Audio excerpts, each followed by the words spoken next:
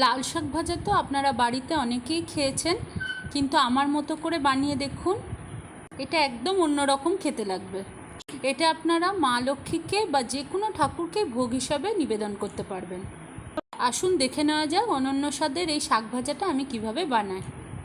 যদি রেসিপিটি ভালো লাগে তাহলে প্লিজ আমার চ্যানেলটিকে সাবস্ক্রাইব করবেন আর অনেক অনেক কমেন্টস আর শেয়ার করবেন।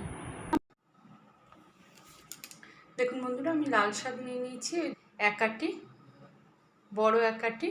দেখছেন এতে অনেক ধরনের নোংরা আছে, এগুলো সব বেছে নেব।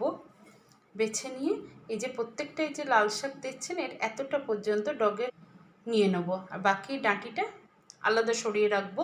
সেটাও আমি পরে আপনাদের একটা রেসিপি বানিয়ে দেখাবো। খুব ভালো জিনিস তৈরি হয় এই ডাঁটিটা থেকেও, ফেলে দেবেন না ডাঁটিটা, এতেও ভিটামিন থাকে। সে কারণে আমি আজকে শুধু শাকের রেসিপিটা আপনাদের সাথে শেয়ার করব। এই শাকগুলোকে আমি বেছে কেটে ছোট ছোট করে কুচি করে নেব। এই দেখুন বন্ধুরা, আমি শাকগুলোকে কেটে কুচি করে নিয়েছি। একবার আমি বাছার পর পরিষ্কার করে ধুয়ে নিয়েছি, আবার আমি একবার ধুয়ে নেব, কারণ শাকে অনেক নোংরা থাকে, কাদা মাটি বালি ইত্যাদিও লেগে থাকে। সে কারণে আমি এটাকে খুব ভালো করে ধুয়ে নেব। দেখুন বন্ধুরা, আমি 2-3 বার পরিষ্কার করে ধুয়ে জল ঝরিয়ে নিয়েছি শাক। এবার আমি চলে যাব গ্যাসের কাছে।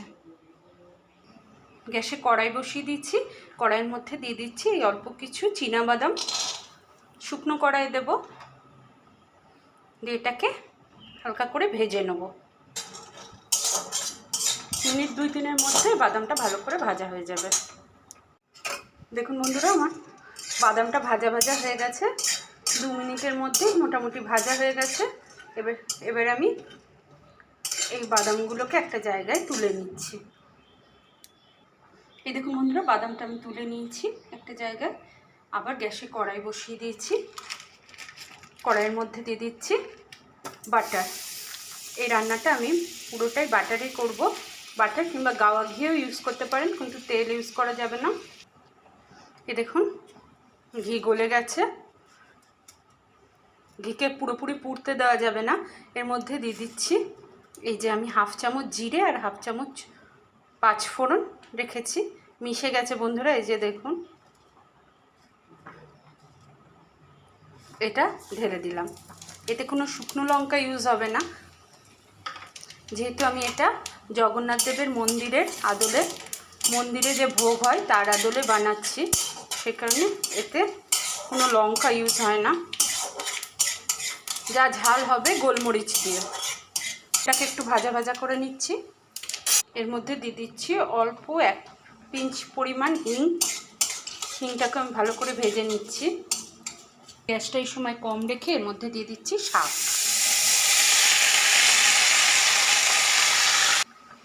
দিয়ে দিলাম সামান্য পরিমাণ হলুদ গুঁড়ো। মধ্যে দিয়ে দিলাম এই যে 1/2 টিস্পুন পরিমাণ গোলমরিচ গুঁড়ো। যেহেতু পুরো ঝালটাই গোলমরিচ গুঁড়ো দিয়েই হবে, সে কারণে আমি একটু বেশি করে গোলমরিচ গুঁড়ো দিলাম। এখন আমি নুন দেবো না, যেহেতু শাক কমে যায়, আগে এটা পুরো নরম হয়ে যাবে বলে তারপর সেই বুঝে আমি লবণ দেবো, নইলে শাকে লবণ বেড়ে যাবে। এই সময় আমি ঢাকা দিয়ে কিছুক্ষণ হতে দেবো রান্নাটা। যতক্ষণ শাকটা সেদ্ধ হচ্ছে ততক্ষণ আমি এই বাদামগুলো ঠান্ডা হয়ে গেছে, এগুলো একটু খোসা ছাড়িয়ে নেব। এই দেখুন বন্ধুরা, বাদাম খোসা ছাড়িয়ে নিয়েছি। এবার আমি এই বাদামগুলোকে একটা হামাল দিস্তার মধ্যে ঢেলে নিচ্ছি।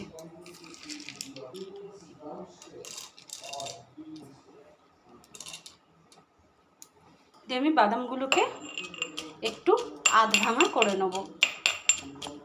এই হামাল দিস্তা দিয়ে ঠুকে ঠুকে, গুঁড়ো হবে না, মোটামুটি ছোট ছোট টুকরো করে নেব। এই দেখুন বাদামটাকে ভেঙে নিয়েছি, এটাকে ঢেলে রাখছি। এই রকম হবে।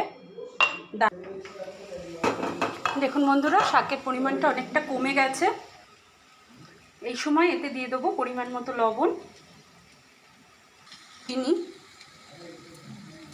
আপনারা এটা স্কিপও করতে পারেন, তবে চিনি দিলেই আমার মনে হয় খেতে বেশি ভালো লাগবে এটাকে। এবার আমি এটাকে ভালো করে মিশিয়ে দেবো। নুন দেওয়ার সাথে সাথে একটু জল ছাড়বে। শাক।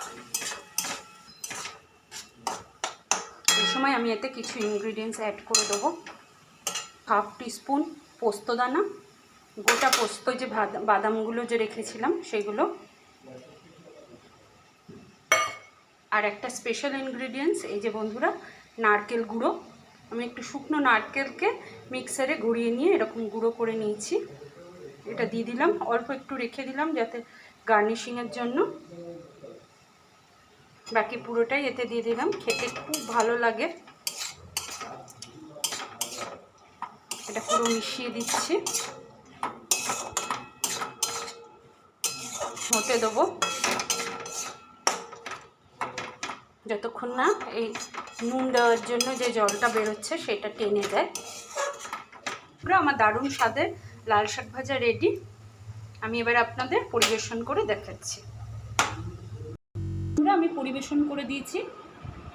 উপর থেকে হালকা করে নারকেল গুঁড়ো আর পাতলা করে স্লাইস নারকেলে সাজিয়ে দিয়েছি। এটা আপনারা দিতেও পারেন, স্কিপও করতে পারেন, কিন্তু শাক ভাজার ভেতরে নারকেলটা দেওয়ার চেষ্টা করবেন। ফ্রেশ নারকেল দিলেও কোনো ক্ষতি নেই। ফ্রেশ নারকেলটাকে একটু তেলে তখন বাটার দিয়েই আবার ভেজে নিতে হবে হালকা করে।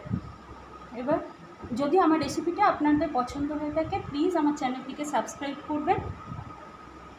পাশে থাকা বেল আইকনটিতে ক্লিক করে অল অপশানটি ক্লিক করলে আমার পরবর্তী সমস্ত ভিডিও নোটিফিকেশন সবার আগে আপনাদের কাছে পৌঁছে যাবে। ধন্যবাদ।